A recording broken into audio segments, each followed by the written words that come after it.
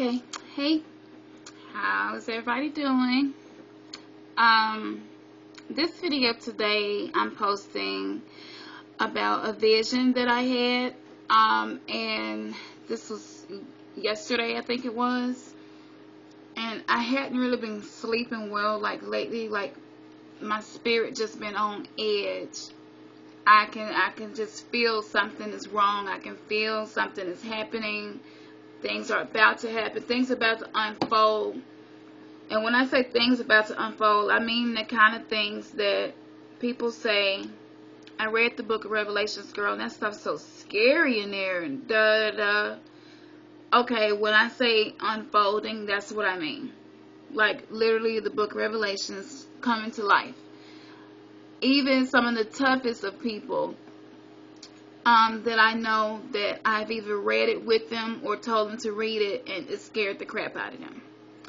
So just knowing that these things are about to happen is scary within itself. So I'm going to take you with me through my vision.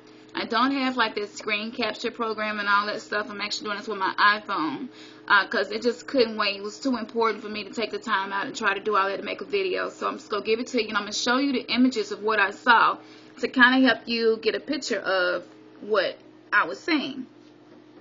The vision started off with something a little personal. I'm not going to go into that. But I ended up storming out of a family member's house. And as I get to the street, I realize I'm not in 2011.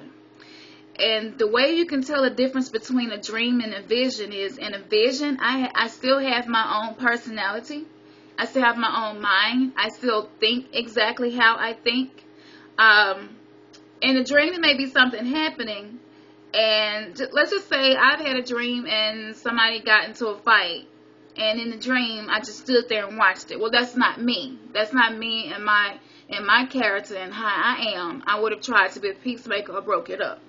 So that's what I mean, the difference. When you have a vision, you still have your thought process. You still have your personality. And you act as if you would if it was reality. That's the difference between a dream and a vision. You're also not completely helpless. In dreams, a lot of times I'm completely helpless.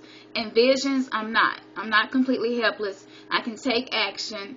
And I can also hear instructions from God. I can hear Him telling me what He wants me to do. So there's the difference between a dream and a vision, which is a divine visitation, another thing that I call it. So as I run out the house, I see these cars, and this is when I realize, okay, I'm not dreaming. And this is my thought process as this is happening.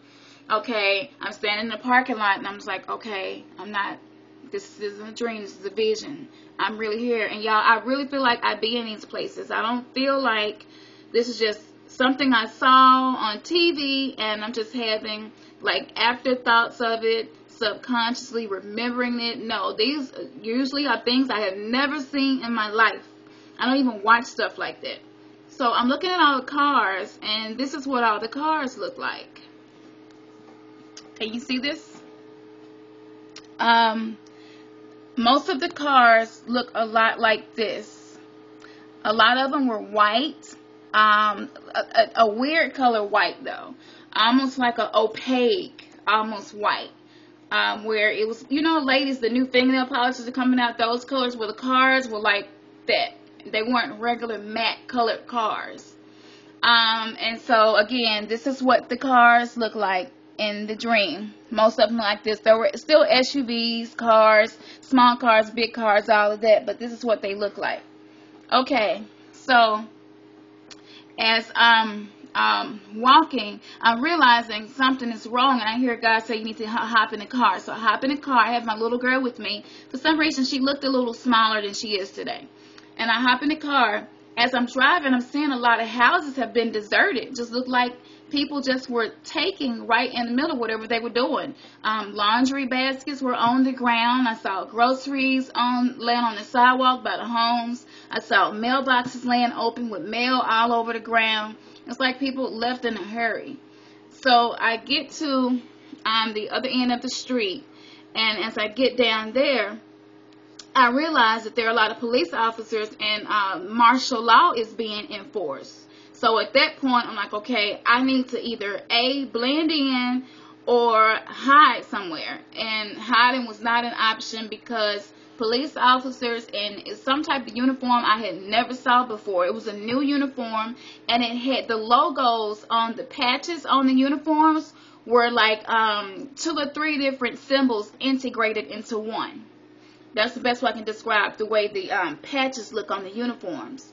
So I climb inside. I see these mobile jails, 18-wheelers. If you could picture an 18-wheeler and you take the back off of it and there's nothing left on the back of the 18-wheeler except the flatbed.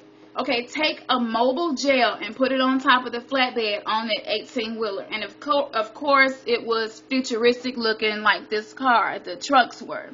So on the back of these trucks were mobile prisons, mobile jails. This is what they look like, the closest I can explain. Okay, even though I know this is a ride, but right here, these were like,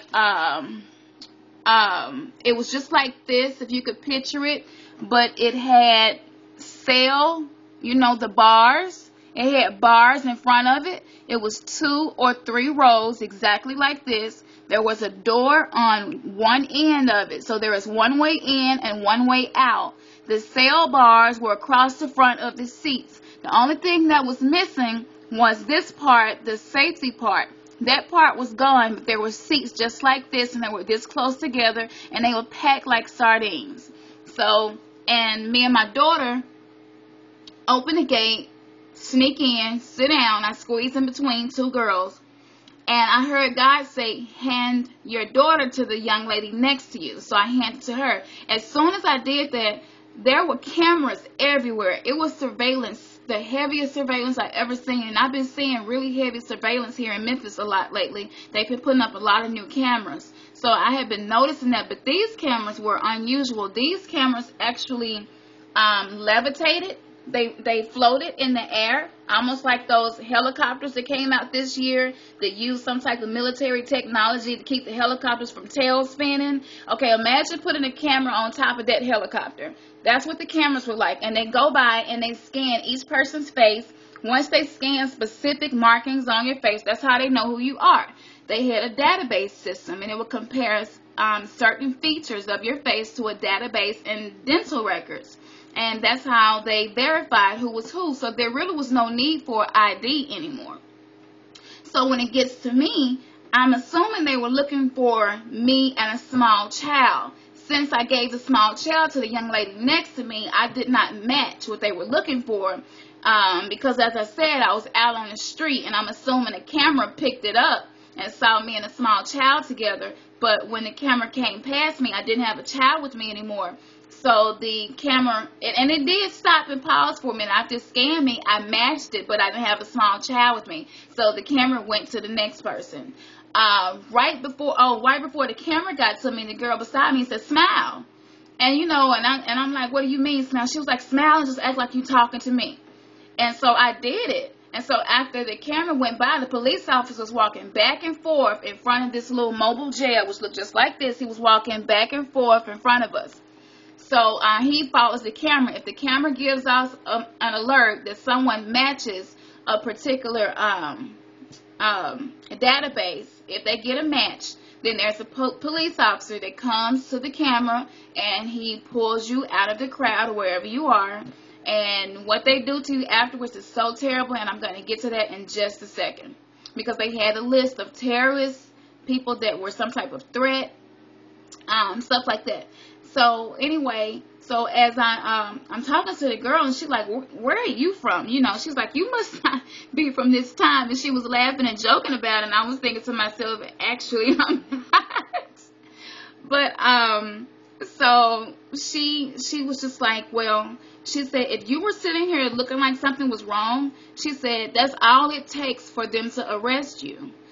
I was like, "Aren't we already arrested?" She's like, "Yeah." I said, "How long have you all been sitting here?" She said, "Girl, I've been here so long. I know everybody on this row and everybody on that row." And everybody just kind of waved. They was like, "Hey, newbie," And it was like they were just laughing and talking and chilling because they knew there was no freedom of speech. There was nothing they could do about it. There were no lawyers they could call. They couldn't call the police officers on the police officers. So it was basically nothing they could do. So they were just making the best out of it, sitting there talking about their family and what they were doing when they got arrested and pulled off the street, and this, that, and the other. And another odd thing about it, the bars were not made out of metal. It was some type of new, it wasn't metal. It was like, like when the auto box came out for the iPhones, was this supposed to be some type of new technology material? That's what the bars were kind of made out of that. And it was, I want to say, like fiberglass integrated with the strongest of plastic. Like they were using the least amount of metal possible in this vision. And I remember touching the bars, and the texture of it reminds me of what my phone feels like. But it was very much more, it was tougher. And it definitely could not be broken. So you were not going to break out of there. So after I finished talking, I found a few things. And I found there's a new dictator. And a lot of laws have been changed. And that's why this is happening. Martial law is in effect. You're not allowed to roam about anymore. If they catch you, they would lock you up in a mobile prison. The prisons were so full. That's why they created these mobile jail cells. And then they would finally take you somewhere. That place was unidentified. She had no clue where they were going to go after that. They had not been fed. None of that stuff was a priority. The police officers and soldiers almost act like they didn't have a mind of their own. It was almost like they were just zombified. I don't know if they were just doing their job and they were scared themselves.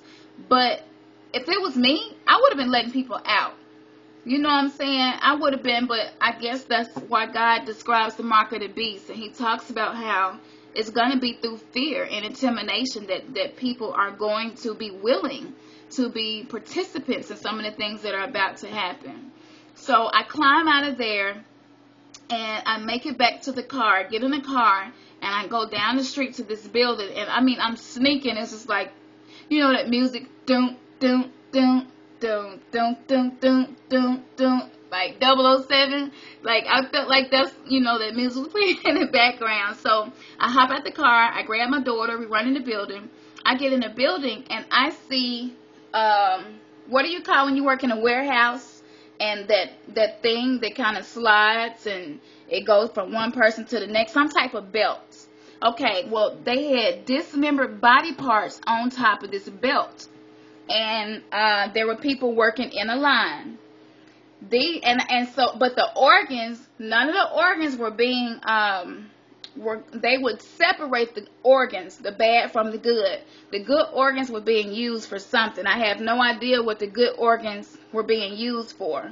So I asked, it was all black women working in there, and they had like these odd CDC type suits on to protect them from, I guess, cross-contamination or something from the dead bodies. And I was like, where are all these dead bodies? She's like, oh, well, she said, we're out of coffins. The coffins are full. It's been so much disaster. There's really no other graves, nowhere to put people. We don't have any plots. If you don't have a plot pre-purchased, there was nowhere to put your body. So if you commit a crime, you could be executed for it. And once you're executed, we dismember the body parts, then we send it over to that area, and that area liquefies the body parts. You either get liquefied or you get cremated or cremated. So I'm just watching this, and I'm just in disbelief, y'all. And they had like these big old pots, like these big stew pots. And once they got the body parts, they were just dunking them over in there.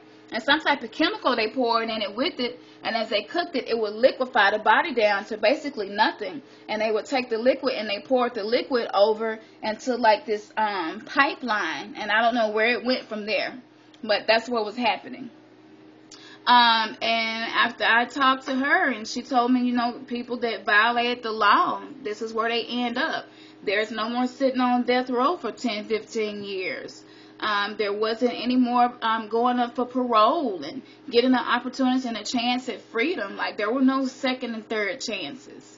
When I woke up in a sweat. And it scared me really bad, because whenever I have a vision, I research some of the things I saw before I pass it on to the rest of the world, and I found this.